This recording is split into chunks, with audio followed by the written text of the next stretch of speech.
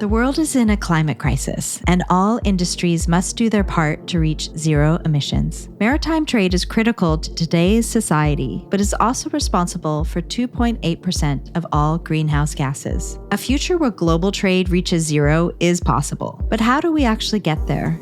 I'm Laura Jacobson, ZeroNorth's Chief Purpose Activist and an expert in sustainable shipping. In Navigating Zero, I'm sitting down with thought leaders to explore the inner workings of global trade, its massive impact on our society, and the obstacles it faces in navigating its way to zero.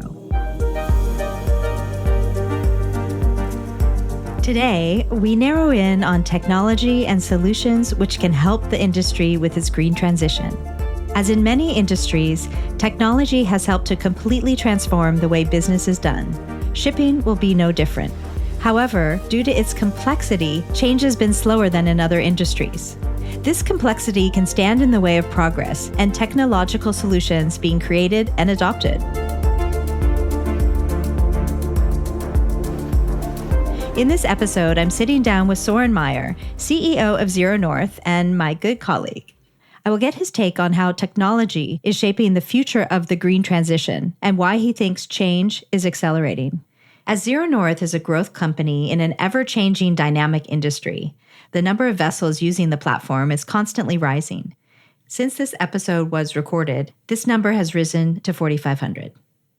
We started ZeroNorth 3.5 years ago now with the notion of saying, hey, how do we empower those that actually take the decisions on where the vessels are going and what speed? And that has really evolved into much more than I ever dreamt that it could be. The vision of creating this one platform where people can communicate and optimize across the value chain together, they really embedded that. And that has driven our ambition to keep on investing into the space is from the customers' positive feedback.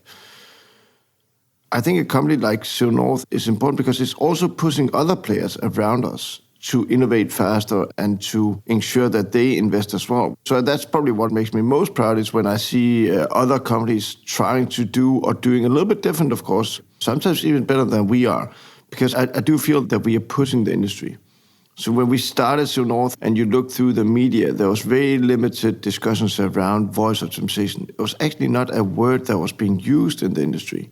Now it's very commonly, right? Is that only ZeroNorth that has been driving that change? I don't think we should be that bold to claim that. But I do think we push the boundaries and that we push the agenda very, very hard. And that makes me proud. I think when we're looking at the industry in general right now, it's in a great transformation. The green transformation of shipping is so vast. So how do you actually break it down into actions that can be delivered? We've talked a little bit about voyage optimization, and that's through software technology as one of the drivers. Maybe you can talk a little bit about how technology is shaping the future of maritime industry. Yeah, there's definitely a lot of momentum in the industry. And when people look at shipping, they understand the complexity. And the complexity comes across the value chain of many different stakeholders. And then simple things like what is actually the consumption on fuel on a vessel when it's sailing at sea. I think when we sit here at shore, we have all the technology around us. We take it for granted that we have Wi-Fi and internet connectivity. I think we're forgetting how vast and big the oceans are. And thereby also forgetting that some of these technologies are not something you just embed. One of the biggest roadblocks we have met is internet connectivity of vessels. Like it's not given that there's internet connectivity on a vessel globally, right? Because you have to connect to satellites and it's very expensive. From a pure technology point of view, that's moving very fast now, right? Because now you're getting satellites up and that means that you can be connected at seas at any given point. So the hurdles that we are facing in the industry are actually hurdles that we faced maybe, 7-10 years ago at shore. They are now moving at sea. And of course, we learn from ashore to sea on what's the technologies that needs to be done. The good news is that when you are connected and you are using software and you are beginning to optimize, it's around 10-15% savings. It's quite significant, both in terms of money and CO2, right? So every time you save 1 ton of fuel for a vessel, you save more than 3 tons of CO2 emissions. And with that, the economical part goes hand in hand. I think that's also why we're seeing a big push now. It's not just do good for the world. It's actually do good business. It's doing green business. Today's society is driven primarily by economic growth. This is especially true in an industry like ours, where one vessel can cost over $100 million. So earning profits is necessary. Operating a vessel requires fuel, which can run tens of thousands of dollars a day. There's also the price to operate a vessel if you don't own it, so you need to pay someone to move your cargo from A to B. Wrapped up in all of this is the need to generate profit for shareholders. If money is the lifeblood of our industry, how can we figure out a way to make profit and planet go hand in hand? I think it's really an industry they're there to make the global economy work, which is then, of course, doing good for the world as well, because without global economy, it wouldn't be good. But now the investors, the regulations, their customers, us as consumers, we're beginning to demand that we want to see a change. We are seeing all of the impacts on the weather around us. And we really now see, hey, there's a demand coming for you need to transition if you want. Like, it's going to be a license to play. And that's why the industry is transitioning. And that again means, especially on the immediate reductions, using technologies like ours in ZeroNorth, it's having an impact now. But it will also have an impact in the future. Because if you can save, let's say, 10, 15% of your fuels by working in a different way, well, you will also say that when you transition to greener fuels, which will be like 3 to 8 times more expensive. So the whole optimization is just getting, like from a dollar perspective, going to be more and more worth over the years as we transition to more expensive fuels. So again, it is just common sense and good business to go in and use technologies that's available today for generating those savings. One of the things that you've talked about is the progression that we need. How are we actually progressing? Because there's so many data points that are out there. And as we look at the siloedness of the industry, how is ZeroNorth or the industry going to change in order to bring everyone together for us to actually reach our goals? So 2 questions, both how are we going to reach our goals, but also where are we as an industry right now? There's a lot of headlines, there's a lot of news, there's a lot of people doing a lot of things. The dire straits is still that if we don't do more, the emissions from shipping will still grow because the global economy is still growing and shipping is still growing. So we need to do more. And there's a big difference from where you are in the world on how much focus this gets and how much attention it gets, right? So that's why global regulations is going to be critical. We're not doing enough. I think that's the short answer. Then the second one is, what can we do as a company? And as you talk about siloed, it's back to these many different stakeholders. We can use technology to make transparency on what's actually going on in the oceans. It sounds so simple, right? But it is actually extremely difficult of mapping and simulating what is going to be an emission on a vessel when it goes from A to B. We have seen that happening on the roads as well, right? So if you drive, let's take a Tesla, and you say, hey, I want to go from A to B, the technology is just evolving in the car, telling you exactly of like how much energy are you going to spend going from A to B, what's the impact of the weather, what's the impact of you driving, what's the impact of the climate, the air condition on the car versus what it has predicted. And of course, the more data they get, the better the predictions are going to be for each individual driver of the car. And our platform is the same, right? The more vessels, where we have more than 3,000 vessels on the platform now, the more vessels that joins the platform, the more data gets into the platform, the better the predictions are going to be on the platform, and thereby everybody else on the platform will benefit from each other, right? So this data flywheel effect is quite important for making the transition. We just don't see or believe that one company on its own can make that transition, because not one company on its own has enough data to make that modeling work. So it's not about building the modeling itself, that's difficult on its own, but it's getting the data foundation into the platform that can really make that data flywheel spin across the value chain. That's also why we have gone fairly wide and not just say, hey, voice optimization. No, we go all the way now to saying, using that to use the terminology, what is the right vessel for the right cargo? Like, meaning if you take a taxi, it's also like one taxi is better off driving a shorter distance than a longer distance. The ships are the same, right? If you have a vessel with higher consumption, it's better to use it at a shorter distance and at a route and a cargo that will stay more in port versus one that goes longer overseas, right? So that's the same. Like, how do you use technology and the same simulations to understand which vessels should I pick for which cargo? And then, of course, like when I pick the vessel, then how do I get most optimal for A to B? But it's going further than that now, because it also goes into really understanding the consumption elements on the vessels. So what is the main engine consuming? What is actually the auxiliary engine? What's the boiler consumption of the vessels? Are they over-consuming there in live data stream to understand, am I having one boiler too many, right? Okay, but that's half a ton of fuel a day. Half a ton of fuel a day, that's like 1.5 tons of CO2 emissions per day. Okay, that's 500 tons of CO2 emissions a year. Technology has allowed the vast network of people in our industry to become more collaborative, which has led to faster progress. I'm happy to say also that it doesn't look like this trend is slowing down, because today the need for an accelerated response is urgent. In the last few years, we've seen an increasing unrest globally, as well as an increase in extreme weather events, which pose a great threat to vessels on the water, their crews, and the free flowing of global trade. Extreme weather and geopolitical instability drive the need to keep crews safe at sea, as well as optimize vessel routes to reduce their impact on the climate. Sitting here in a nice, cozy office, it's easy to forget. We don't, but it's easy to forget there's actually a lot of people out on the vessels, and their safety is first, right? So no matter what, it's about keeping the vessels out of that bad weather and keeping the vessels safe.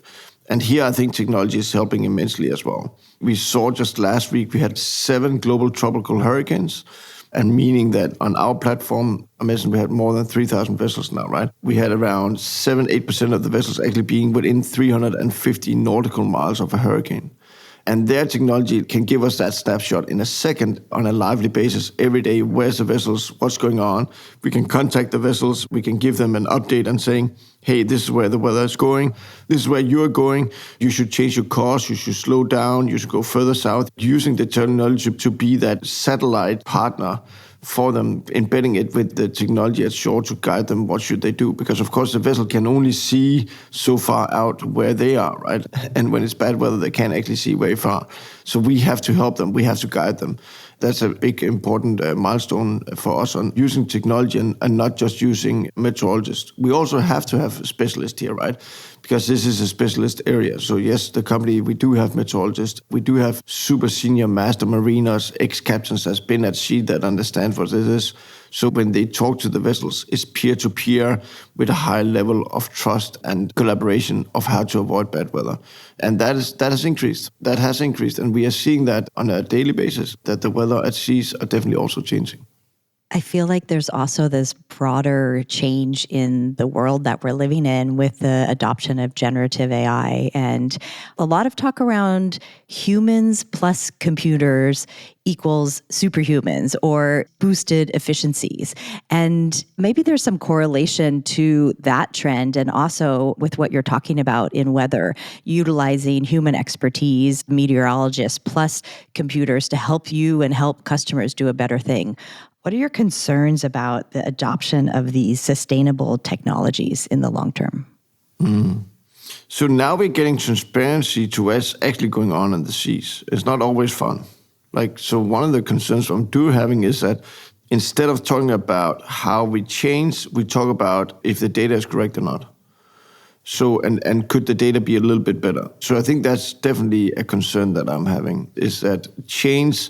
I've seen so many times being in a boardroom or being in my own life as well, like, hey, I'm no better than anyone else here. It's like if you are in boast of change, the first thing you do is you challenge the facts. And then say, can I do analysis more? Or can I get a better data set? Or I would like to see it from here. Or what about this? And because then I don't have to change if I just keep on questioning the facts. And I think we see that in global politics as well, right? And we saw that on the climate for many years as well, that we were not talking about what we should do with the climate. We were talking about if there was a climate crisis. Luckily, we passed that one now, but we spent a lot of years on that one. And that's the same here. Now we are like, we have the technologies and we are getting a mirror to what's happening on the seas. And that's probably that change management journey now of not questioning if the data is correct, but questioning what do we do about it and embedding on that journey of change. It makes me concerned because we've seen it over and over in history that humans are not that great at change. We are change resistant. So maybe it's more about, instead of being concerned, it's more about embedding it and embracing that concern and then help people and learn from it, right? So not only just impose and come and say, but we are right, you are wrong, but really question and talk with customers and talk with users and with vessels, and then show the results out of it. So there's nothing better than results to build trust in my mind. Access to large amounts of quality data can propel better solutions. The better the solutions are, the more they become trusted. Data can help customers with improved decision-making and drive economic and environmental efficiencies. Today, we're starting to see the industry is tackling emissions together through working groups and collaboration across competitors. So this trust is starting to form through these interactions, which are critical in this industry, which is so complex. Søren believes that increasing levels of trust and transparency will continue to pay off in the future. So the industry works very much like a leasing, right? So you have one that owns the asset, the vessel, and then they lease it out to somebody else that operates the vessels, and then they pay the fuels, right? In shipping, that's called time charter. So when you have a contract like that, the owner of the vessel will give some guarantees of the consumption of the vessel. So how much fuel is it going to spend from in one day in certain weather conditions? And then if the vessel don't perform like that, then basically the charter, the one that leased the vessel, will go back and say, hey, the vessel did not perform. Here is a legal claim. Please pay me the money because the vessel didn't perform as good as you decided that is. And in that equation, no offense, but basically the only one really making money here is the lawyers, right? Because the cheats are not getting any bigger. So when I talk about transparency, it's about having that owner and having that charter, looking at the same data and sitting around the same table and then saying, what can we do to make this vessel more energy efficient? How do we get best from A to B? How do we ensure that we don't overconsume on the auxiliary engine, on the boiler, on the main engine, so that we sit together and use that data set? But today they are more fighting each other around who has the better data and understanding it than they actually look at how do we collaborate. So I think that's one of the changes that we're having. But that goes all the way over to those that wants that cargo to be transported, being it an oil company, an industrial company, being it a consumer. We want transparency into how much fuel has been consumed when you move my goods from A to B. And yeah, here I also believe that we often are talking only around the fuel consumed by the vessel. And that's where the industry is right now. But we need to get past that, and we need to get very fast past that, because we need to look much more around the total well-to-wake, like the total emissions from spending that fuel, especially when you transition to greener fuels, right? Then there will be a difference of how were they produced and what was the footprint of producing them, one versus another, right? And the complexity will grow immensely. But we already have that today. So if an oil is produced one place in the world, sold to another, being converted into a gasoline, back is sold into a country, and then you're consuming it, there'll be a much bigger footprint in that part of it if it's been produced and produced locally, right? So this well-to-wake, I think, is the next step of the transparency so that we can understand the full value chain. But we are so immature right now that we're just trying to understand what's going on in the oceans. I would have loved to see us being like 2 or 3 years ahead on this game so that we had that transparency already. I think we will get there, though.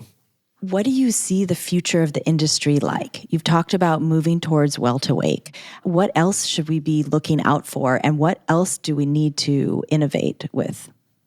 Yeah, so your question is what should we do for the future? What's the next steps here? And I wish I had the crystal ball. The way that ZeroNorth have progressed in the last 3 years is when you get to a certain point, then suddenly more door opens. And when more opens, more opportunity opens. And I think that cascading effect will grow immensely.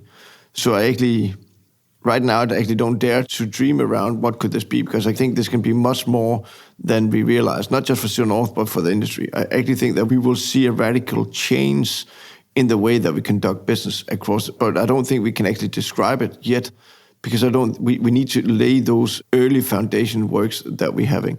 I will assembly a little bit like this summer. I took a roller coaster with my kids, right?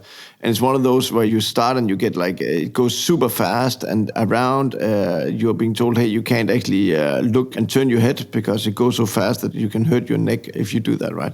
And then in the middle of the roller coaster, it actually speeds up. Like you don't really think that this could go any faster, and then it speeds up. I feel a little bit the same. Like for the last 3.5 years, the roller coaster of ZeroNorth have gone fairly fast if you ask people around us. And I think we're in a pivotal moment now where we in the next year will see that this will go much faster because we now laid the foundation. So I think we're in a position not just as ZeroNorth, but as an industry that this will accelerate, and it will accelerate extremely fast around us.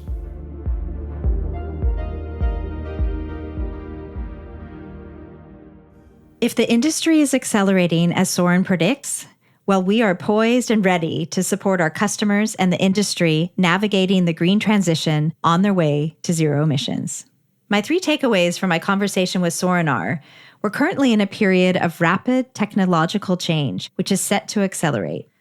Optimization is an attractive prospect in addition to the goal of reaching zero emissions. Being able to argue the monetary value of vessel optimization is important to getting more industry partners to adopt technological solutions. Lastly, transparency is critical to progress. If data and insights are widely shared, then we have a chance to move even faster.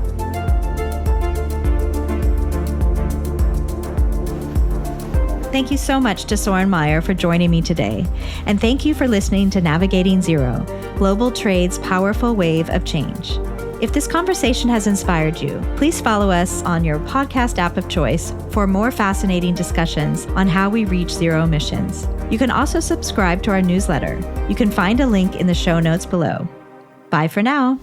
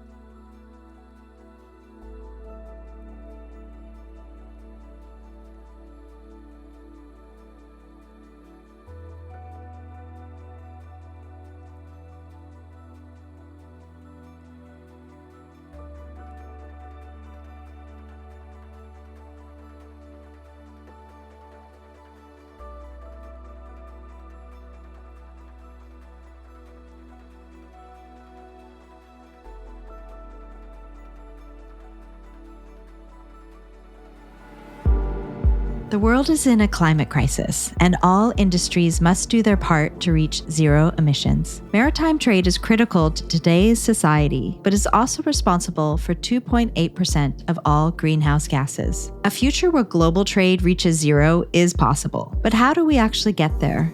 I'm Laura Jacobson, ZeroNorth's Chief Purpose Activist and an expert in sustainable shipping. In Navigating Zero, I'm sitting down with thought leaders to explore the inner workings of global trade, its massive impact on our society, and the obstacles it faces in navigating its way to zero. It's hard to underestimate the importance of ports in our world. They are the start and the end of every voyage. And today, an estimated 90% of all goods are transported by sea. As a vital link between land and sea, ports can also be an important testing ground for digital transformation and green technologies. Today's guest is Saskia Mureau, Head of Digital at the Port of Rotterdam. Saskia focuses on customer experience, which involves everything from supply chain to land leases. Saskia also leads the groundbreaking green and digital corridor between the Port of Rotterdam and the Port of Singapore. I'm excited to talk to her about that, but first I want to start at the beginning and ask why in the 1990s the Port of Rotterdam decided to focus on digital transformation. We believe that it is a necessity for the ease of doing business. And we believe that it's important that customers, operators, vessels can do good business and efficient business in the port.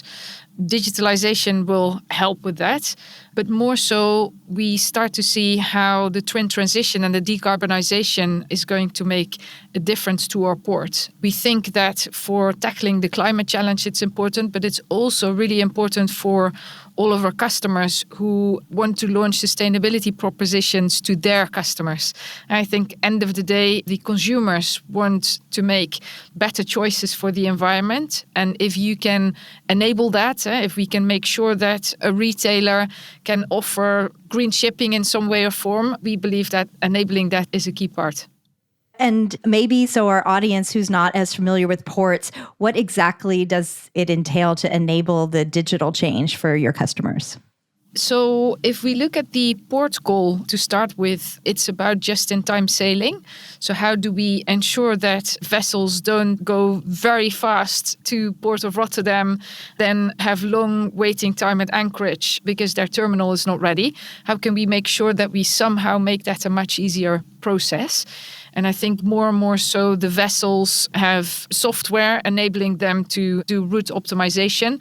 And if we're able to tell them when a terminal is ready for them, they can slow steam that last bit. And as a result, we can save anywhere between 4 and 15% in fuel consumption and thus emissions. That's one part. I think a second piece is data sharing in the supply chain. There's lots of inefficiencies in the supply chain. So how can we make sure that a truck operator from Germany knows when their container is ready to be picked up, so they don't stand in line waiting for that container, but it's a seamless process. Again, that saves fuel consumption.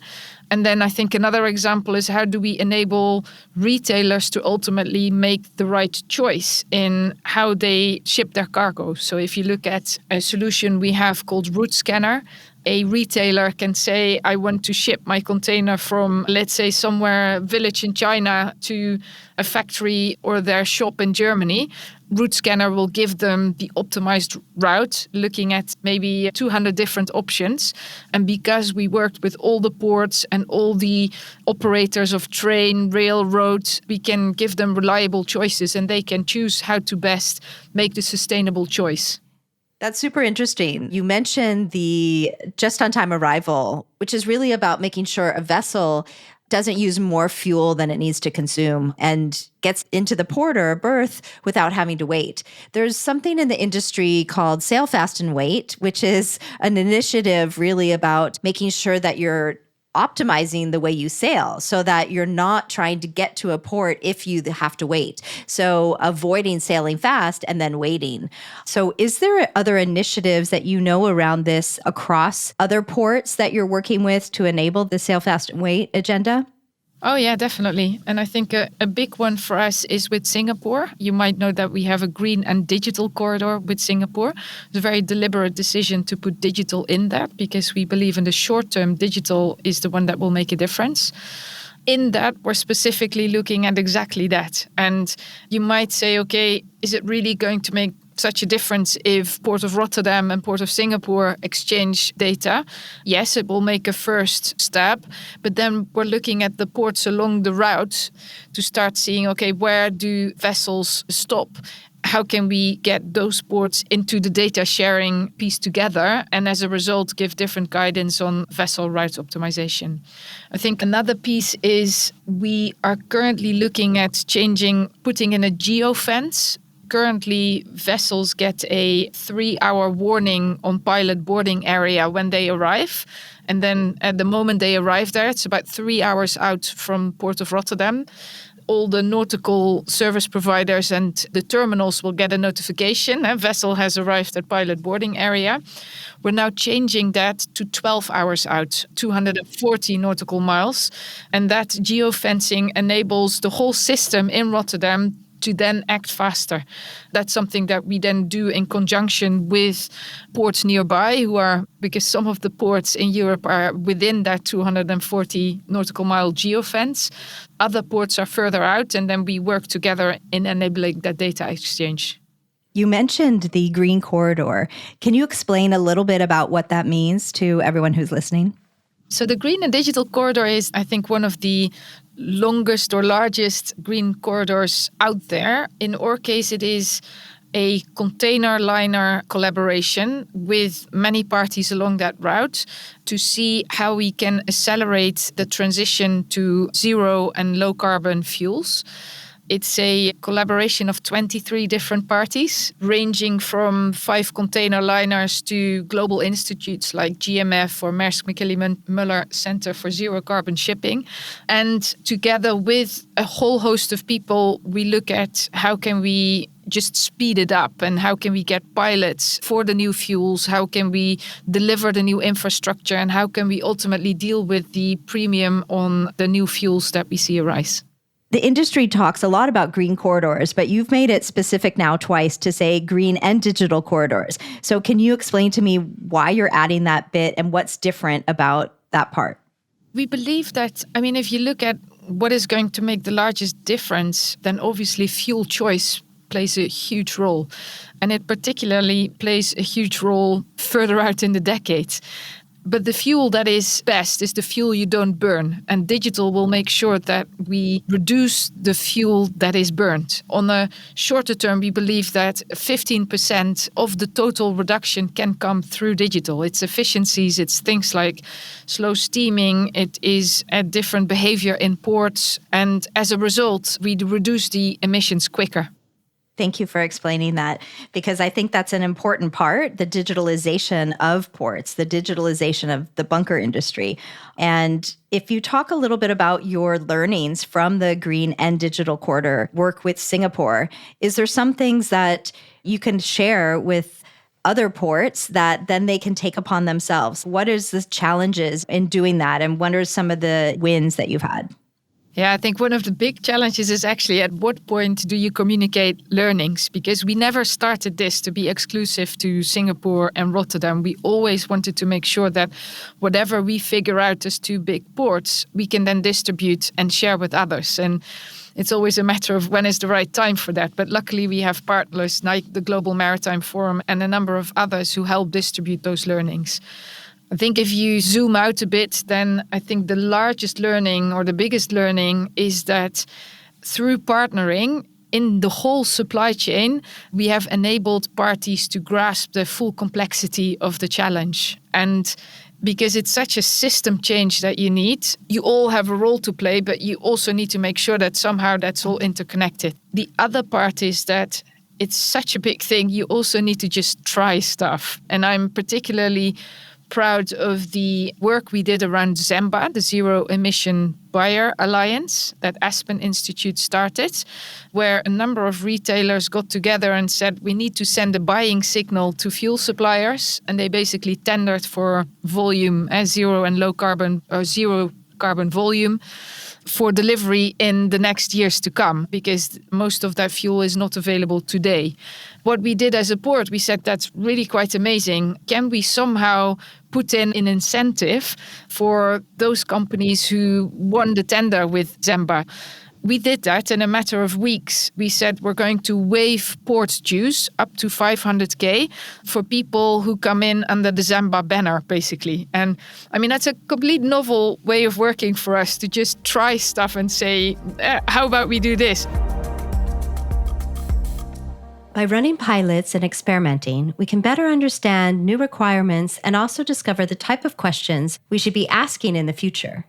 This will lead us to finding innovations necessary to solve our most complex problems.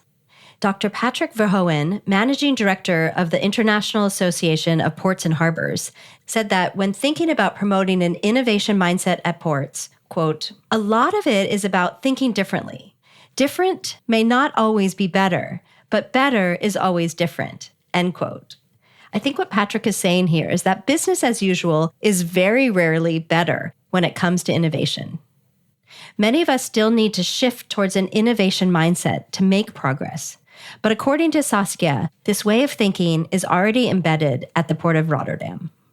Port of Rotterdam has always been very high on innovation. So we do trial loads of things, ranging from battery swapping for inland barging to a huge carbon capture storage project. So the innovation as such is not new, but I think the new piece is that we're also applying that now on pricing frameworks and maybe even regulation at times. That's the area that we're less trial and error attitude.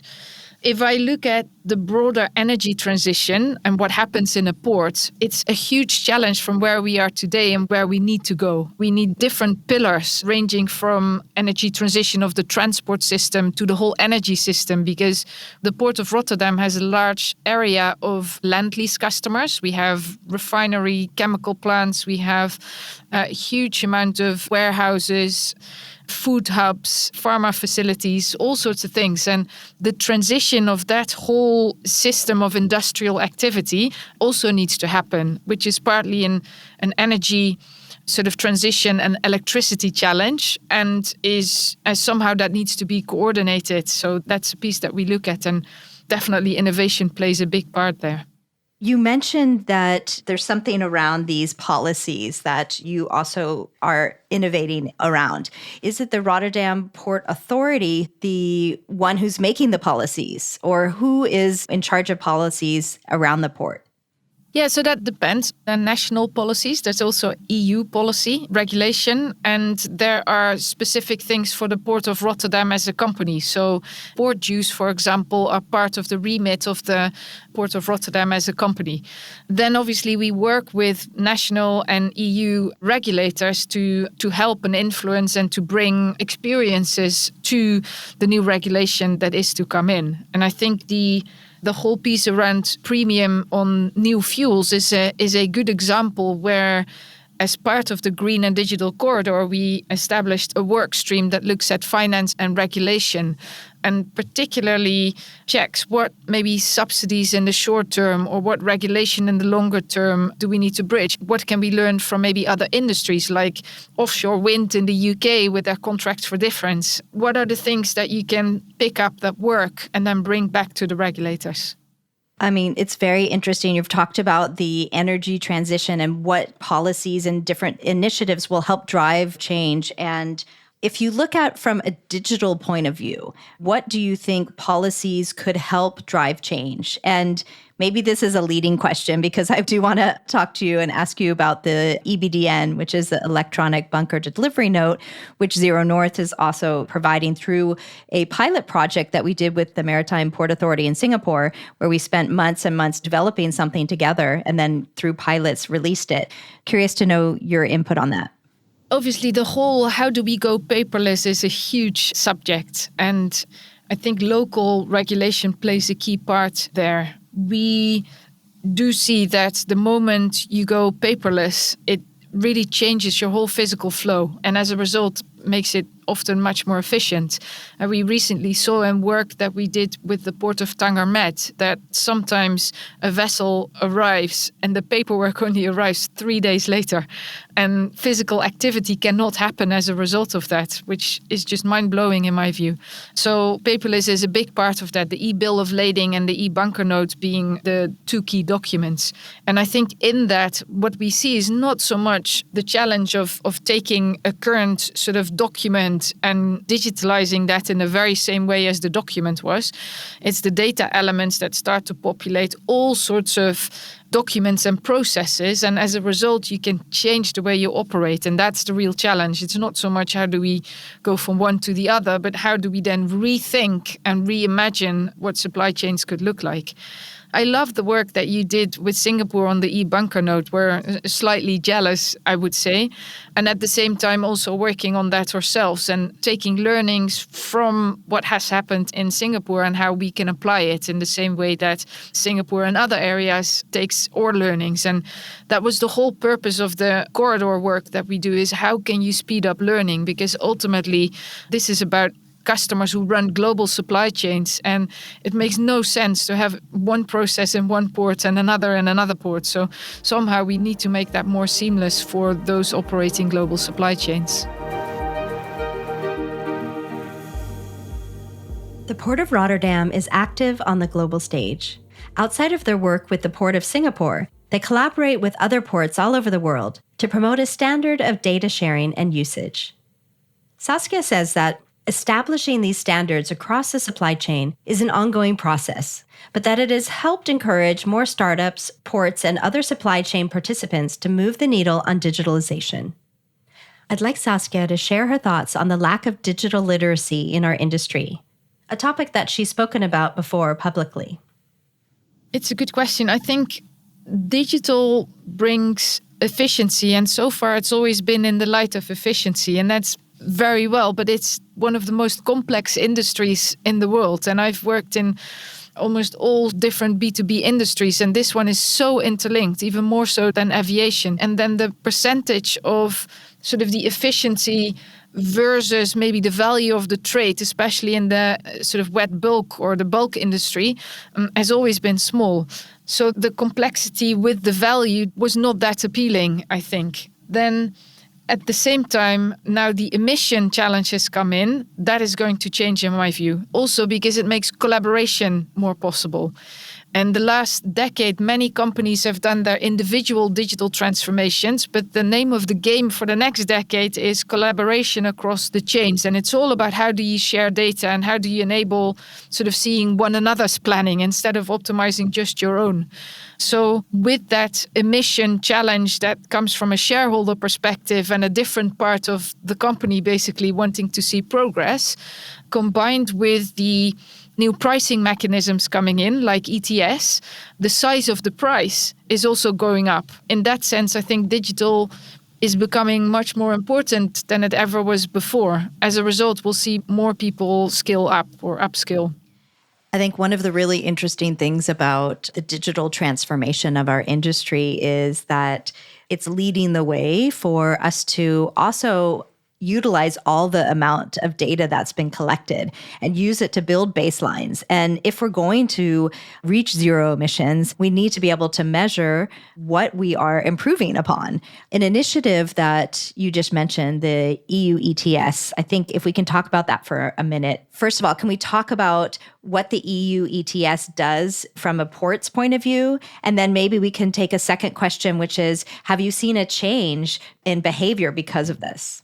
First of all, I absolutely love the fact that you say data and analytics and insights, and knowing where we start from is a key sort of enabler that we desperately need. I would say it's one of the biggest challenges for me and my team is looking at how do we put this layer of data and analytics over the port, start measuring performance of the port as a system, because all the individual actors have their role to play, but ultimately we need to make sure that the asset utilization is where it needs to be, but also that we see the behavior from people that we need to in order to reduce those emissions overall. And I think ETS is making our lives easier because now it's really easy for us to say, okay, we see this type of behavior, and let's say this ferry or this container liner or this chemical vessel or this customer is having this type of behavior. If they were to do something differently, we recently saw that with a fleet of 7, where we saw that if 4 vessels would display the same behavior as the 3 other vessels, it would reduce 650,000 on their ETS bill for 2024. That makes it a lot easier for us to go to that company and say, hey, are you aware of that? Do you know what is behind it? We offer great quality analytics. They have their business insights. Might also have analytics departments or might not. Depends on how big they are. But together we can then say, okay, what would make sense in this case? And I believe having that analytics as a basis and knowing what we're striving for is going to make a difference. And then the big bonus will be, of course, that the ETS bill will be lower. I wanted to wrap it up a little bit by getting into what do you think that we need to do from a digital point of view, from an industry point of view? And maybe you can break it down into 2 parts. One is for people who are not very advanced in their digital transformation and, ones who are maybe more advanced. What do they need to improve on? Let's start with the ones who are less advanced. I would start by investing in 2 things. One is in data. So start looking at how can you share your own data, what access can you get to other people's data, and how can that improve your planning process or your voyage or whatever is the metric that you're after. And the second piece is work with startups, because they will often have solutions for the problems you identify. So try to figure out where innovation happens, do a bit of scouting and just try stuff. Don't stand on the sideline, but step into the arena and start learning.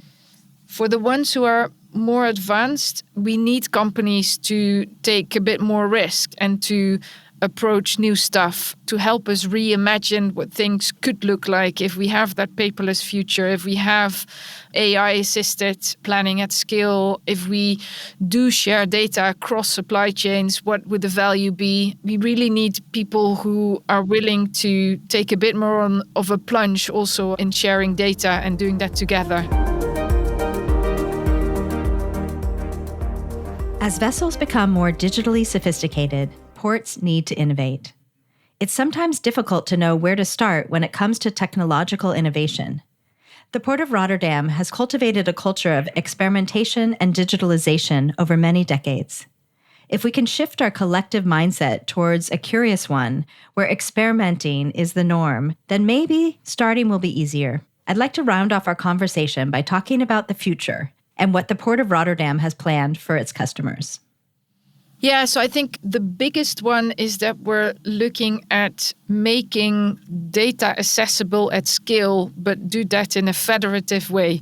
So what it means is that we will have an API marketplace where we enable everyone to see what data is available in the Rotterdam ecosystem, but also what services are available in the Rotterdam ecosystem.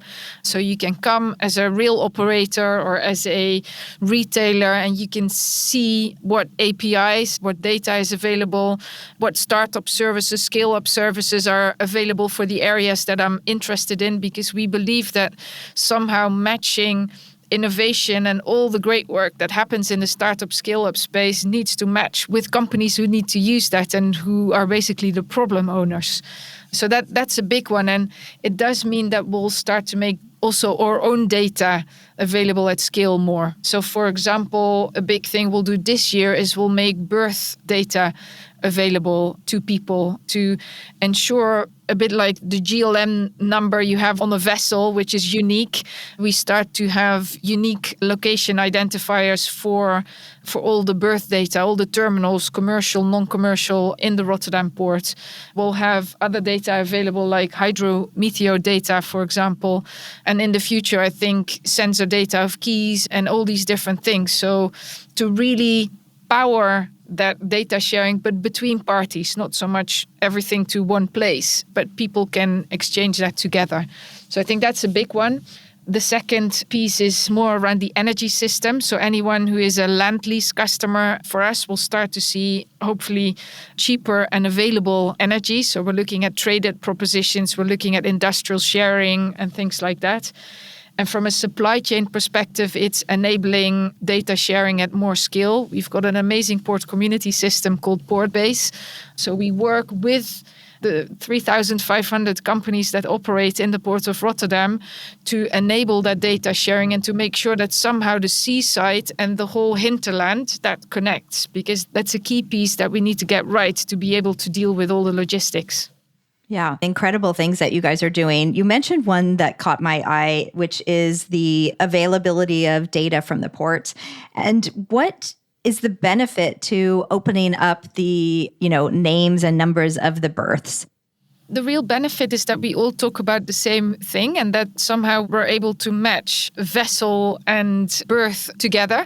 Are they compatible? What is the length, the width, all these different things? And we make sure that the naming conventions are the same, because sometimes the agents use one name, the terminal might use another, a vessel from Hong Kong might use a third, and we're not talking about the same thing. And as a result, we see a lot of incompatible berth vessel matches, and I think that whole process could be much more efficient. Interesting. I've heard in the market that maybe there's an unfair advantage to ship owners who don't own their own terminals. And they would have more of an ability to be able to do the sail fast and wait, if we circle back to the conversation we had at the beginning, because they could determine their vessel, they know when they're going to be there. And other vessels maybe don't have that advantage. Maybe you can demystify this rumor. I mean, you see that different companies make different choices on vertical integration and where they want to be in the supply chain. And you see anything ranging from, I just want to operate in one part of the supply chain and do that extremely well, to those who have propositions across different parts of a supply chain with the different pros and cons that brings.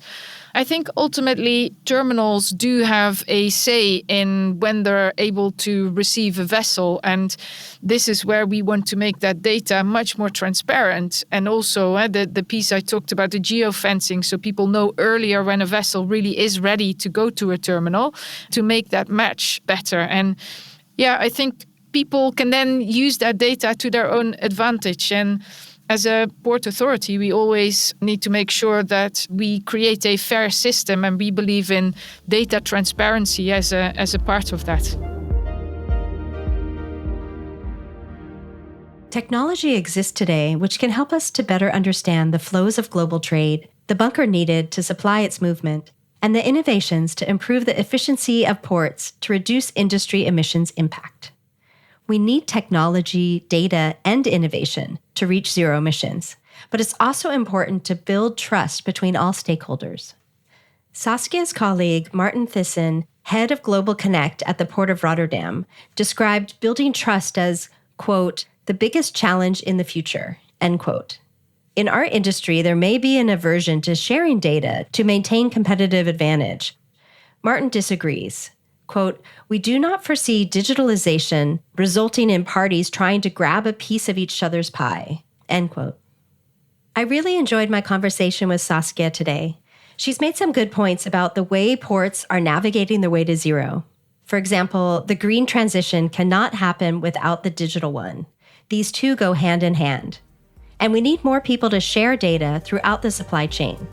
This will also help hold the industry accountable for its successes and its failures.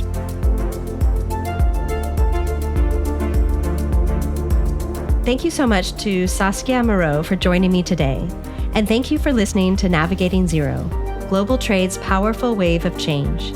If this conversation has inspired you, please follow us on your podcast app of choice for more fascinating discussions on how we reach zero emissions. You can also subscribe to our newsletter, which you can find a link in the show notes. Bye for now.